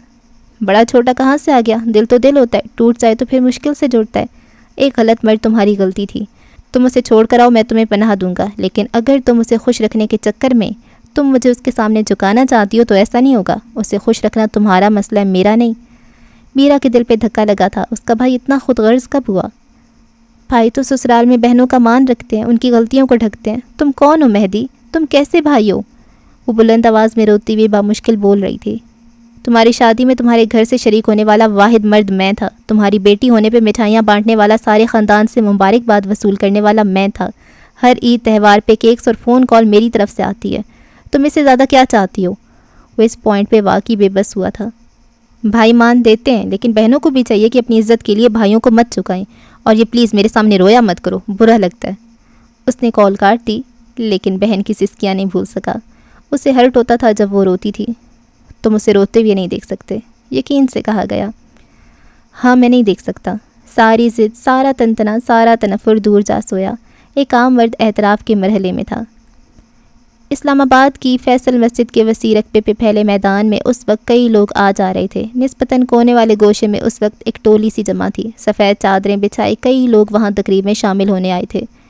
محب ملک اور میرا سرور کے نکاح کی تقریب، وہ تقریب جس میں میرا کے گھر کا کوئی فرد نہیں تھا۔ میرا سفید زردوسی کے کام والا جوڑے میں ملبوس، وہ احاطے میں یہاں سے وہاں گھوم رہی تھی۔ خوبصورت چہرہ نوک پلک سنوار لینے سے مزید خوبصورت نظر آ رہا تھا، لیکن آنکھیں اداس تھیں۔ کال مل گئی تھی اور رکے ہوئے آنسو روانی سے بہہ نکلے۔ ذرا فاصلے پہ اس کا ہونے والا شوہر اپنے دوستوں کے ساتھ مسکرا رہا تھا۔ مہدی آ جاؤ پلیز، مجھے ذلت سے بچا لو پلیز مہدی، میرے کندھے سے کندھا ملا کر کھڑے ہونے کے لیے میرے گھر کے کسی مرد کو آنا چاہیے پلیز۔ اپنے بیڈ پہ لیٹے بکھری حالت والے مہدی کے دل پہ قیامت گزر گئی۔ وہ اسے اس طرح نہیں دیکھ سکتا تھا۔ میں نے جو کچھ کیا مجھے اس کے لیے معاف کر دو، تم چاہے مجھ سے تعلق نہ رکھنا، لیکن بس آج آ جاؤ۔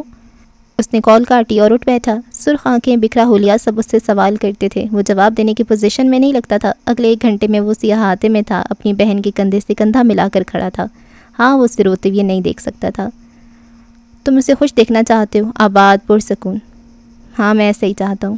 کیس کی ساحرانہ باتیں اس پہ جادو کر رہی تھیں۔ میرا کی یہاں بیٹی ہونے والی تھی۔ ان دنوں وہ پاکستان میں تھی، محب کی اماں کے ساتھ۔ لاؤنج کے صوفے پہ نیم دراز وہ پلیٹ سے فروٹس کے ٹکڑے اٹھا اٹھا کر کھا رہی تھی۔ چہرے پہ آزاری تھی۔ ایک تو موڈ سوئنگز، دوسرا شوہر کی غیر موجودگی، اور تیسرا ساس کی موجودگی۔ ویسے کمال ہی ہے، 2-3 دنوں بعد تمہارے یہاں بیٹی ہونے والی ہے، اور تمہارا خاندان ہے کہ آج تک مڑ کر پوچھا نہیں۔ اس کی ٹپ ٹاپ رہنے والی ہارڈ کور فیمنسٹ ساس عورتوں کے تمام حقوق بلائے طاق رکھتے ہوئے اس پہ چڑھ دوڑی تھی۔ حقوق تو بس مردوں سے لینے ہوتے ہیں نا۔ میرا خاموش رہ گئی تھی، دل خراب ہوا تھا، بے کلی حد سے سوا ہونے لگی۔ اسی لمحے میرا کی ملازمہ خاص تمہیں مہدی کا نمبر ڈائل کرتی نظر آئے گی۔ اگلے چند دنوں میں وہ ہسپتال میں تھا۔ اس کے ہاتھوں میں گول مٹول سی بچی تھی۔ وہ اسے دیکھ کر مسکرا رہا تھا، ایک اچھوتا سا احساس جس نے اسے اپنی لپیٹ میں لیا ہوا تھا۔ ایک صوفے پہ کیس بھی بیٹھا تھا، صاف ظاہر تھا وہ یہاں لایا گیا ہے۔ آنکھوں میں ڈھیر ساری بیزاریت اور انداز میں بے پرواہی لیے وہ میرا کے سسرال والوں کے ایک ایک عمل کو نوٹ کر رہا تھا۔ میرا آنکھوں میں ڈھیر ساری ممنونیت لیے اپنے دونوں بھائیوں کو دیکھ رہی تھی۔ مہدی کمبیر اب بچی کے کانوں میں آذان دے رہا تھا۔ نام کیا رکھنے؟ تھوڑی دیر بعد میرا کی چھوٹی نند کے پوچھنے پہ سب سوچ میں پڑے تھے۔ ایزل، یعنی خدا کا تحفہ۔ جواب کیس کی جانب سے آیا تھا۔ اس جواب کے بعد ایک بار پھر لا تعلق ہو گیا۔ ایزل محب ملک۔ مہدی مسکراتی ہوئی بڑبڑایا۔ 2 مردوں کے آنے سے میرا کے سسرال پہ مروبیت طاری ہوئی تھی۔ وہ مسکرا رہی تھی، خوش اور آباد تھی۔ مہدی اسے اسی طرح دیکھنا چاہتا تھا۔ تم اس سے بے حد محبت کرتے ہو، بیڈ گراؤنڈ سے ٹیک لگائے بیٹھا شخص جتا رہا تھا۔ پی سی گوادر کے سویٹ کی بالکنی سے سبز آنکھوں والا مرد باہر جھانک رہا تھا۔ داخلی دروازے سے کوئی مرد اور اس کی فیملی آتی دکھائی دے رہی تھی۔ سنہری آنکھوں والی میرا اور اس کے ساتھ چلتا محب ملک، جو کہ 2 دنوں سے یہیں تھا۔ بس اس کی بچی اور بیوی آج پاکستان آئے تھے۔ میرا نے اپنی 5 سالہ بیٹی کا ہاتھ پکڑ رکھا تھا۔ پھولدار فراک میں ملبوس ایزل کی سبز آنکھیں بالکل مہدی جیسی تھیں۔ وہ بار بار اپنی ماں کا ہاتھ چھڑا کر بھاگنے کی کوشش کر رہی تھی۔ مہدی نے اندازہ لگایا اسے نئی چیزیں دیکھنے کا شوق تھا۔ ٹریولر ماموں کی ٹریولر بھانجی۔ کئی معتبر شخصیات محب کے ارد گرد چلتے ہوئے آ رہے تھے۔ گارڈز کا جال اطراف میں پھیلا تھا۔ وہ معتبر آدمی تھا، اس کے تعلقات تھے، معاشرے میں اس کا مقام تھا۔ اسی لمحے ایزل نے انگلی کے اشارے سے مہدی کو نشانہ بنایا۔ ماما وہ دیکھیں، مہدی ماموں۔ میرا نے تیزی سے گردن اٹھا کر دیکھا، لیکن خالی بالکنی اس کا منہ چڑھا رہی تھی۔ محب کی تیوری چڑھ چکی تھی۔ وہ اپنی بیوی کے کان کے پاس جھکا۔ نہیں آنے والے تمہارے بھائی صاحب، انتظار چھوڑ دو بیوی۔ دنیا کی نظر میں ڈیسنٹ بیہیوڈ اور مینرڈ انسان کا اصل یہ تھا۔ بالکنی سے اندر آتے مہدی نے اپنی اندر تقویت اترتی محسوس کی۔ سکون تھا جو اسے دیکھ کر ملا تھا، محبت تھی جو کبھی کم ہوئی ہی نہیں تھی۔ میں اس عورت سے ساری دنیا سے زیادہ محبت کرتا ہوں۔ اب کے چند آنسو اس کے گال پہ لڑک گئے۔ بے بسی سے ہونٹ کاٹتے ہوئے وہ بڑبڑا رہا تھا۔ یہ مہدی اس انتقامی مرد سے مختلف تھا، ہارا ہوا، شکستہ۔ یہ مہدی کا سویٹ میں آخری دن تھا۔ میرا ایزل کا ہاتھ پکڑے لابی سے باہر جاتے نظر آ رہی تھی۔ برانڈڈ لباس، پیروں میں اونچی ہیل، آنکھوں پہ سیاہ چشمہ، وہ کافی عجلت میں لگتی تھی۔ مہدی کسی پلر کی اوٹ میں کھڑا چند لمحے اسے دیکھتا رہا اور پھر ویٹر کو اشارہ کیا، ایسے جیسے کہا ہو رول کیمرہ ایکشن۔ میڈم، آپ کے سویٹ میں آپ کچھ بھول گئی ہیں، پلیز چل کر چیک کر لیں۔ ویٹر کے ادب سے کہنے پہ اسے کوفت ہوئی، البتہ ایزل کو وہیں بٹھا کر وہ ویٹر کے ساتھ آگے بڑھ گئی۔ اسی لمحے مہدی کمبیر پلر کی اوٹ سے باہر آیا۔ ایزل نے اسے اپنے سامنے کھڑے ہوئے دیکھا۔ مہدی اس کے قریب نہیں جا سکا۔ اسے اس بچے کی آنکھیں معتبر معلوم ہوئیں۔ اسے خون کی یہ کشش خوف زدہ کر گئی۔ ایزل نے جو ہی اسے دیکھا، اس کی آنکھوں میں بے پناہ جذبات امڑ آئے۔ وہ چمکتے چہرے اور مسکراتی آنکھوں سے خود ہی بھاگتی ہوئی آئی اور اس کی ٹانگوں سے لپٹ گئی۔ کئی لمحے تو مہدی سانس بھی نہ لے سکا۔ وہ اسے ویڈیو کالز پہ روزانہ دیکھا کرتا تھا، بات کیا کرتا تھا، لیکن وہ اسے چھو نہیں سکا تھا۔ یہ کیسا لمس تھا، یہ کیسا تعلق تھا جو اس کے دل کو چند پل میں سحر زدہ کر گیا تھا۔ مہدی نے جھک کر اسے اپنے بازو میں اٹھایا اور پھر سینے سے لگایا۔ لمس ایک نیری جنت جیسا تھا۔ اس کی رگوں پہ میں سکون دوڑ گیا۔ ہاں، اسے اپنی بہن سے محبت تھی۔ اسی محبت کے تحت اس کی اولاد سے بھی محبت تھی۔ وہ اسے سینے سے لگائی کئی لمحے اسے محسوس کرتا رہا۔ وہ اپنی باپ کی پرتو تھی۔ ماموں سے آنکھیں لی تھی، لیکن ماں سے بس خون، اور اس خون کی تاثیر اتنی تھی کہ مہدی کی آنکھیں نم ہونے لگیں۔ کئی لمحے بعد وہ اس کے قریب گھٹنوں کے بل بیٹھا تھا۔ وہ آنکھوں میں چمک لیے اسے بہت کچھ بتا رہی تھی۔ مہدی مسکراتی ہوئے سن رہا تھا۔ ماموں، آپ کی اور میری آنکھیں ایک جیسی ہیں، سیم سیم۔ وہ اپنی آنکھوں کو ضرورت سے زیادہ کھول کر دکھا رہی تھی۔ مہدی مسکرایا۔ تمہاری گھومنے اور ایک جگہ ٹک کر نہ بیٹھنے کی عادت بھی میرے جیسی ہے، سیم سیم۔ ایزل اس کی بات پہ کھلکھلا دی۔ یوں تو ہم دن میں کئی بچوں کو دیکھتے ہیں، لیکن جو ہمارے بہن بھائیوں کے بچے ہوتے ہیں نا، ان کو دیکھ دیکھ کر جی نہیں بھرتا۔ یہ خوبصورت ہو یا نہیں، دنیا کا سارا حسن ہمیں انہی بچوں میں نظر آتا ہے۔ اوکے، سو تم اپنی موم کو نہیں بتاؤ گی کہ میں تم سے ملنے آیا تھا؟ ٹاپ سیکرٹ یو نو، ایزل مسکرائی تھی اور اپنے ہونٹوں پہ انگلی پھیر کر گویا زپ لگا لیا ہو۔ مہدی مزید کافی دیر اس سے بات کرتے اسے دیکھتے رہنا چاہتا تھا۔ جب اسے دور سے میرا آتی دکھائی دی، وہ فوراً اٹھ کھڑا ہوا، جھک کر ایزل کے دونوں گال چومے۔ انٹل وی میٹ اگین، اس نے مسکرا کر ہاتھ ہلایا۔ ایزل بھی منہ بسورے اداس آنکھوں سے اسے دیکھتی رہی۔ آپ لینٹرن فیسٹیول میں آؤ گے نا؟ ممی ہر سال آپ کے آنے کی وش کرتی ہے۔ وہ عجلت میں ہاں ہاں آؤں گا کہتا ہوا غائب ہو گیا۔ اس بات سے انجان کے بچے وعدے نہیں بھولتے، اور اس بات سے بھی انجان کے ہر بچے کے لیے اس کے پیرنٹس اور ٹیچر کمفرٹ ہوتے ہیں، اور بچے ٹاپ سیکرٹس اپنے کمفرٹ سے شیئر کر ہی لیتے ہیں۔ بہن اور بھانجی کی محبت نے اسے بہت کچھ بھلا دیا تھا۔ نکاح آج ہوگا زینی، خبر ایک ہتھوڑے کی مانند اس کے سر پہ برسی تھی۔ چند پل کے لیے تو زینیا حکیم سانس بھی نہ لے سکی۔ دروازے کی چوکھٹ پہ کھڑی کونج بھی اس کے جتنی ہی حیران تھی، لیکن نہیں، اس کی سانس یوں نہیں رکی تھی۔ کسی نے اس سے عبداللہ تھوڑی چھینا تھا۔ اماں یہ کیا کہہ رہی ہیں؟ زینیا نے خالی خالی نظریں اٹھا کر اپنی ماں کو دیکھا۔ وہ جو اس سے ذرا ہی فاصلے پہ بیٹھی تھی، انہوں نے آگے بڑھ کر بیٹی کا ہاتھ تھام لیا۔ بالاج کو کل صبح سویرے سعودی عرب نکلنا ہے۔ اس کے مالک نے اس کے لیے ٹکٹ بھیجی ہے، اور وہ بتا رہا تھا کہ اس کا مالک سخت بیماری میں بستر سے لگ چکا ہے۔ اگر بالاج کل تک نہ گیا تو اس کی جگہ کسی اور کو بھیج دیا جائے گا۔ بولتے بولتے وہ رکیں، زینیا کی زخمی نظروں میں دیکھا، پھر دھیرے سے اضافہ کیا، یہ نکاح کی شرط بھی ہم نے رکھی ہے، ورنہ وہ تو ابھی کے ابھی کراچی کے لیے نکل رہا تھا۔ جو نکاح 4 دن بعد ہونا ہے، وہی اگر آج ہو جائے تو کیا حرج ہے گودی؟ محبت کا طرز تخاطب۔ بات آج یا کل کی نہیں ہے اماں، بات میری ہے۔ عبداللہ سے میرا رشتہ بھی ایک معاہدہ تھا، اور بالاج سے شادی بھی ایک معاہدہ۔ میری قربانی کب تک دیتے رہیں گے آپ لوگ؟ اس کا لہجہ بلند ہوا۔ بالاج کو چاہیے تھا ہر چیز سے اوپر مجھے رکھے، ہر کاروبار سے زیادہ ضروری مجھے رکھے، اور وہ کیا کر رہے ہیں اماں؟ وہ میرے ساتھ معاہدہ کر رہے ہیں۔ نہ جانے کہاں سے چند آنسو اس کی آنکھوں میں بھر آئی، لیکن مجال ہے جو اس ڈھیٹ نے گرنے دیے ہوں۔ تمہیں مسئلہ کس بات سے ہے زینی؟ عبداللہ والے معاہدے کے ٹوٹنے سے، یا پھر بالاج کے ساتھ معاہدہ برقرار رہنے سے؟ جانتی ہوں تکلیف کیوں ہو رہی ہے تمہیں۔ 4 دن مزید عبداللہ کا سوگ نہیں منا سکتی تم، ہے نا؟ ان کا لہجہ بلند نہیں تھا، پھر بھی زینیا کو اپنے کان پھٹتے محسوس ہوئے۔ حقیقت کا تھپڑ بہت زور سے لگا تھا۔ میں عبداللہ کو بھول چکی ہوں اماں۔ یعنی نہیں بھولی؟ طنز کیا گیا۔ زینیا بس لب بھینچے آنسو رو کے انہیں دیکھتی رہی۔ عورت یوں چلا چلا کر بتاتی نہیں ہے کہ فلاں کو بھول گئی اور فلاں کو یاد رکھا ہے۔ عورت اپنے رویے سے جتا دیتی ہے، جسے بھلا دیتی ہے، اس کا نام تک زبان پہ نہیں لاتی، یوں سے نظر انداز کرتی ہے جیسے اس کا وجود ہی نہ ہو۔ انہوں نے چہرہ ساکن بیٹھی زینیا کے قریب کیا۔ اگر تم نے عبداللہ کو بھلا دیا ہوتا، آج بالاج سے پہلے اس کا نام نہ لیتی۔ زینیا شل رہ گئی، وہ اپنی جگہ سے ہل بھی نہ سکی۔ اماں جس طرح آئی تھیں اسی طرح چلی گئیں۔ زینیا حکیم ابھی تک ششدر تھی۔ کیا ماؤں کے پاس غیب کا علم ہوتا ہے؟ چند گھنٹے بعد میز کے قریب کرسی کھینچ کر بیٹھی زینیا کا چہرہ سنجیدہ تھا۔ میز پہ دھری ڈائری میں الفاظ درج کرتے ہوئے وہ خوش تھی۔ میں زینیا حاکم، میں گوادر سے اسلام آباد ذمہ داریاں لے کر جا رہی ہوں۔ میں اللہ سے دعا کرتی ہوں کہ وہ مجھے ثابت قدم رکھے، زینیا کو سرخرو کرے۔ وہ لڑکیوں کے جھرمٹ میں بیٹھی تھی، سرخ رنگ کا بھاری کامدار لگھا پہنے، بالوں کی ڈھیلی چوٹیاں بنائے، سر پہ ماتھا پٹی اور گلے میں دوہری، ایک قسم کا روایتی زیور جسے اردو میں نولکھا ہار کہا جاتا ہے۔ ہاتھوں میں سونے ہی کے کنگن تھے، کانوں میں بھاری جھمکے۔ وہ آج حد سے زیادہ حسین لگ رہی تھی، چہرے پہ ایک الگ سا نکھار تھا۔ سرخ رنگ زینیا حاکم کے لیے بنا تھا۔ لڑکیاں اس کے قریب جھرمٹ بنائے بیٹھی تھیں۔ کچھ دیر میں اس کا نکاح تھا۔ لڑکیاں فرمائش کر رہی تھیں۔ نکاح کے وقت لڑکی کی ہر دعا قبول ہوتی ہے۔ بڑی بوڑھیوں کے کال کو سچ کرتی ساری لڑکیاں اپنی فرمائش کروا رہی تھیں۔ زینیا مسکراتی ہوئی ان سب کی باتیں سن رہی تھی۔ تم بتاؤ بختو، تمہاری کیا دعا ہے؟ اس نے نرمی سے ایک 16-17 سالہ لڑکی کو مخاطب کیا۔ بختو نامی لڑکی نے چمکتی آنکھوں سے اسے دیکھا۔ مجھے شادی یا منگنی نہیں چاہیے، تم بس اچھا پڑھ کر آنا زینی باجی، تم ہمارے لیے راستے کھولو گی۔ اس کے چہرے پہ دبا دبا جوش تھا۔ تم خاندان کی پہلی لڑکی ہو جو دوسرے شہر جا کر پڑھے گی۔ جب ابا نے یہ بات سنی تو مجھے کالج جانے کی اجازت دے دی۔ اب اگر تم کامیاب ہو کر آؤ گی تو خاندان کی ساری لڑکیوں کے لیے کامیابی کے دروازے کھل جائیں گے۔ وہ چھوٹی سی لڑکی بہت بڑی بات کہہ رہی تھی۔ زینیا نے مسکرا کر آنکھیں جھپکائیں، گویا تسلی دی ہو، گویا خاندان کی ساری لڑکیوں کا بیڑا اپنے سر اٹھا لیا ہو۔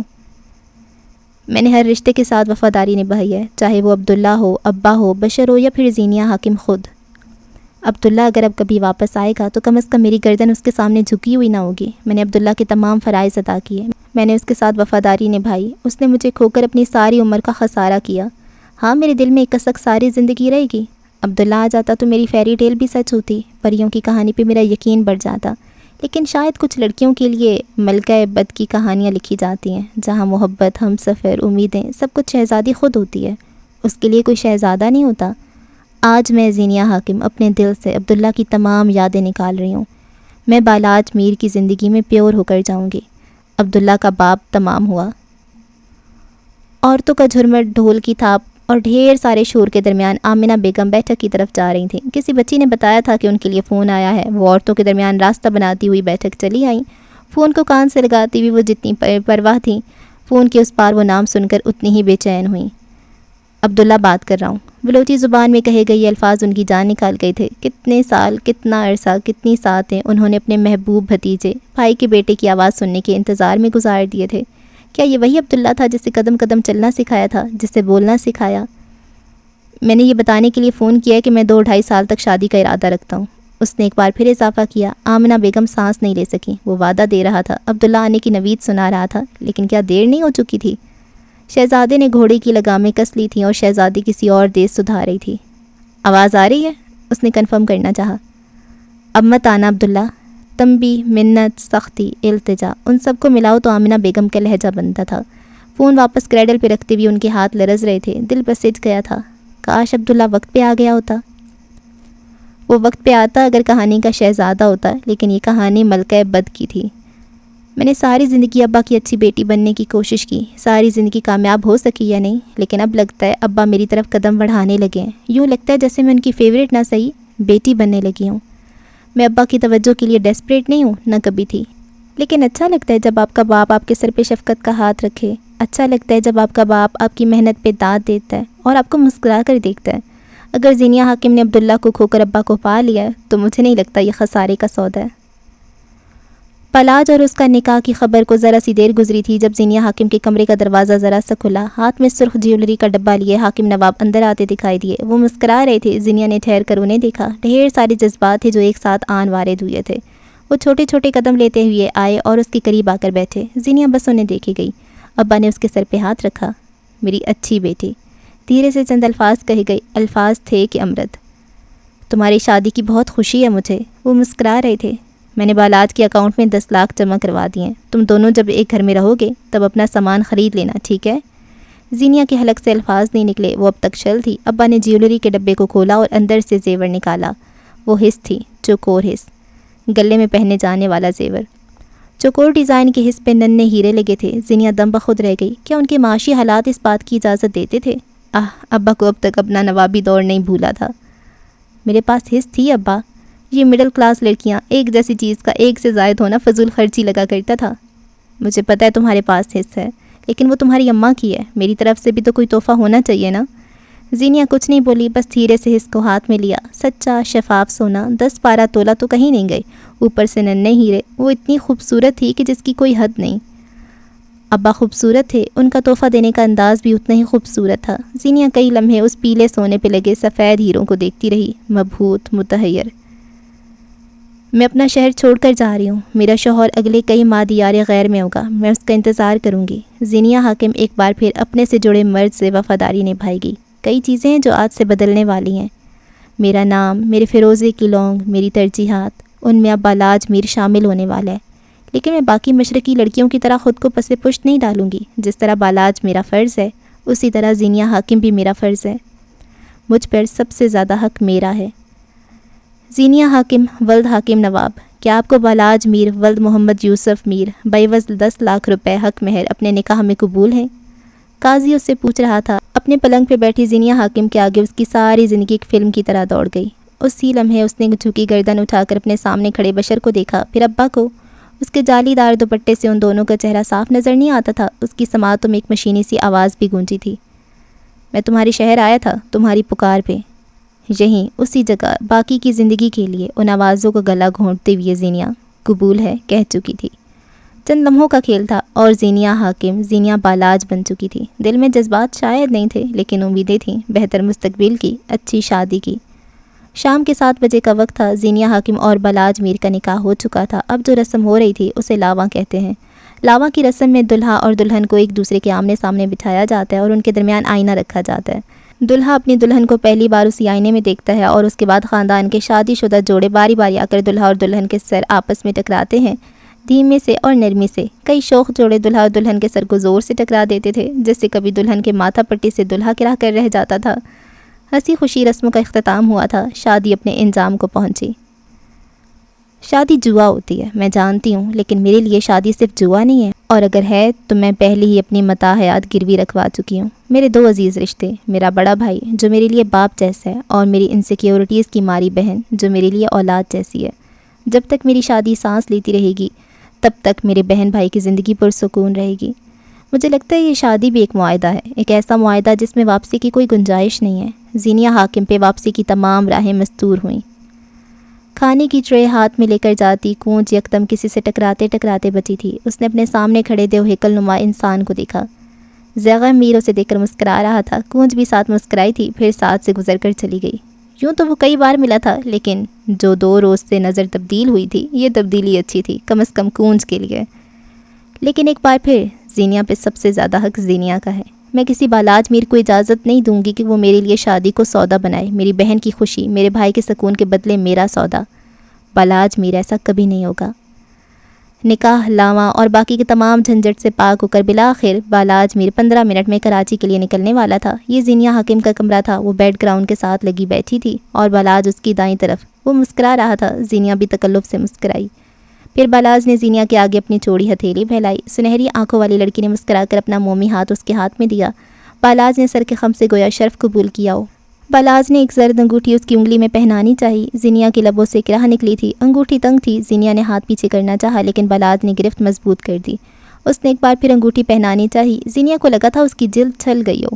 اس نے ایک بار پھر ہاتھ پیچھے کرنا چاہا، لیکن بالاج نے اس کی کوشش کو ناکام کرتے ہوئے جارحانہ انداز میں انگوٹھی اس کی انگلی میں پہنا ہی دی۔ زینیہ کی انگلی کئی لمحے تک سن رہی۔ اس کی انگلی میں اس قدر جلن ہوئی تھی کہ الامان۔ کچھ دیر قبل امید سے بھری آنکھیں اب خالی خالی تھیں۔ دس از ناٹ جسٹ اے رنگ، دس از کمٹمنٹ۔ اور کمٹمنٹ بعض دفعہ تکلیف دہ ہوتی ہیں، ہے نا؟ وہ اس کی آنکھوں میں دیکھ کر پوچھ رہا تھا۔ زینیہ نے پلکیں جھپکا دیں، وہ مسکرایا۔ زینیہ مسکرا بھی نہ سکی۔ بالاج نے اس کے ہاتھ کو انگلیوں سے لگایا، پھر دھیرے سے لبوں سے چھوا۔ زینیہ ساکن رہی۔ میں جلد واپس آؤں گا، زینیہ بالاج میر، دلکشی سے کہتے ہوئے وہ اٹھا اور پھر مڑ گیا۔ زینیہ کئی لمحے اس کے لمس کو محسوس کرتی رہی، نرم لمس نہیں، جلانے والا۔ عورت کو ذرا سی بات بھی کہاں بھولتی ہے۔ اوکے جی، اس ایپیسوڈ کو یہاں پہ اینڈ کرتے ہیں۔ اور یہ کیا ہوا؟ ہیروئن کا جب پتہ چلا کہ اصل میں ہیرو کون ہے، ہماری ہیروئن کی شادی ہو گئی۔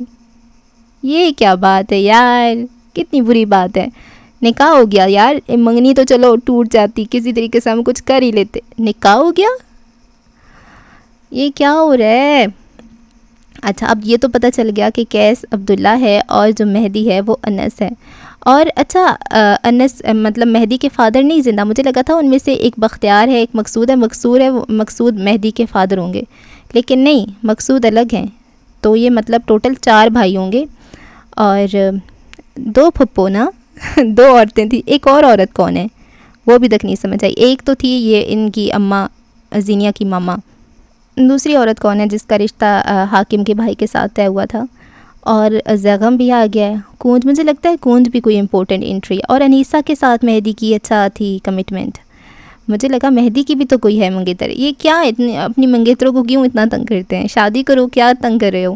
اور وہاں پہ اس کی منگیتر نہیں مان رہی، یہاں پہ اس کی منگیتر بار بار اس کو بلا رہی ہے کہ آ جاؤ آ جاؤ۔ یہ کہتے ہیں نہیں بیٹھی رہو بیٹھی رہو۔ اب سکون ہے، اب اس کو پتہ چلے گا تو اب سکون آئے گا۔ اب فون کر کے کہہ رہا ہے کہ میرا 2 سال میں شادی کرنے کا ارادہ ہے۔ بھینس کی تم بیٹھو، تم ابھی وہیں سے خود کوئی ڈھونڈ لو گوری چٹی۔ یہاں پہ ہماری زینیہ اب خوش ہے۔ اللہ، یا خوش نہیں رہے گی نا، یہ بالاج اچھا ہے بندہ نہیں ہے نا، ہے نا، اس کو تنگ کرے گا، ہے نا۔ اللہ کیا ہو رہا ہے یار، میں خوش نہیں ہوں، یہ کیا ہو رہا ہے؟ اور بہت سی ہسٹری ہے، مجھے لگتا ہے ابھی اس میں اور بہت سے راز ہیں۔ دیکھتے ہیں جی کیا راز ہیں اور کیسے ان کو حل کیا جاتا ہے۔ اور یہ مہدی کے پیچھے کون پڑا ہوا ہے؟ یہ قیس تو نہیں ہے، لیکن قیس کسی کو تو کہتا ہے کہ اس کو تنگ کرو، اس کو نفسیاتی بنانے میں قیس بھی ہے، یا شاید وہ ہوگا، وہ کیا نام ہے اس کا، چچا بختیار، وہ انیسہ کا فادر، وہ کہتا ہوگا نا کہ یہ نفسیاتی ہو جائے تو میری بیٹی کی جان چھوٹ جائے، تو بیٹی ویسے بھی جان چھڑا رہی ہے۔ کوئی اور بھی ان کے نا، مجھے لگتا ہے بہت سارے دشمن ہیں، اور براق بھی کتنا برا ہے، کیسا دوست ہے وہ۔ اور وہ بھی ہے، اور ایک جو فرسٹ ایپیسوڈ میں بندہ تھا وہ اس کا مجھے نام بھولا گیا، وہ بھی ہے، اور ایک اور بھی ہے، اور یہ اس کی بہن جو تھی اس کا ہسبینڈ بھی تو اچھا نہیں ہے، پتہ نہیں کون کون اور نکل کے آئے گا، دیکھتے ہیں۔ دعا میں یاد رکھیں، اور ہاں سبسکرائب کر دیں، اچھا وہ ضروری ہوتا ہے، سبسکرائب نہیں کریں گے تو نیکسٹ ایپیسوڈ کا وہ نوٹیفیکیشن نہیں ملے گا، اور اگر نوٹیفیکیشن مل بھی گیا تو جو اور بعد میں اچھے ناولز آنے والے ہیں وہ رہ جائیں گے آپ سے، تو ڈو سبسکرائب۔